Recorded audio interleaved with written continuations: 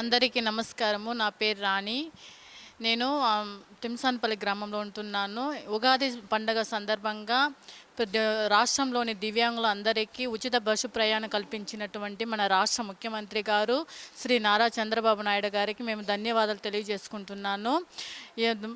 మనుషులంతా వేరు చేసిన ఆయన అంతా మాకు సౌకర్యం కల్పించినందుకు ఆయనకు కానీ కూటమి ప్రభుత్వానికి డిప్యూటీ సీఎం అయినటువంటి పవన్ కళ్యాణ్ గారికి నా ధన్యవాదాలు తెలియజేసుకుంటున్నాను. వాసాల శివకుమార్, చిత్తూరు జిల్లా వికలాంగుల అధ్యక్షుడిని. మాది బంగారుపాలెం.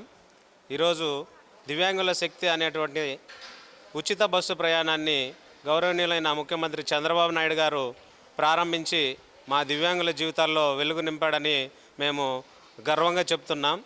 ఈ విధంగానే కూటమి ప్రభుత్వం మాకు ఇస్తున్నటువంటి పెన్షన్లు కూడా డబుల్ చేసి దివ్యాంగుల జీవితాల్లో వెలుగులు నింపినందుకు ధన్యవాదాలు.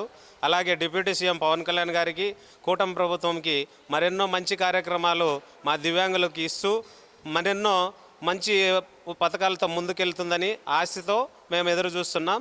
ఈ ఉచిత బస్సు ప్రయాణం అనేది మా వాళ్ళకి దివ్యాంగులందరికీ కూడా ఒక హర్షణీయమైనటువంటి పథకమని ఈ ఉగాది సందర్భంగా మాకు పండగ ఒకరోజు ముందుగానే వచ్చిందని తెలియజేసుకుంటూ కూటమి ప్రభుత్వానికి ధన్యవాదాలు. మరెన్నో మంచి పథకాలు మాకు ఇవ్వాలని కోరుకుంటున్నాం. చిత్తూరు పట్టణము, కన్నయ్యనాయుడు వాసు. అందరికీ నమస్కారము.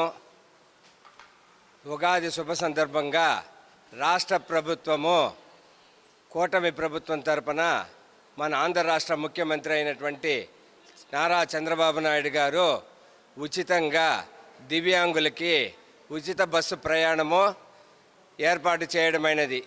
దీని విషయంగా మేమందరం కూడా, దివ్యాంగులమైనటువంటి వాళ్ళందరం కూడా ప్రభుత్వానికి ధన్యవాదాలు తెలియజేస్తున్నాం. నా పేరు పురుషోత్తమ, సంతపేట. ఈరోజు మా దివ్యాంగులందరికీ ఉచిత బస్సు ప్రయాణం సౌకర్యం కల్పించడం అనేది చంద్రబాబు నాయుడు, గౌరవనీయుల చంద్రబాబు నాయుడు గారికి, అలాగే డిప్యూటీ సీఎం పవన్ కళ్యాణ్ గారికి, కూటమి ప్రభుత్వానికి నా ధన్యవాదాలు తెలియజేస్తున్నాను.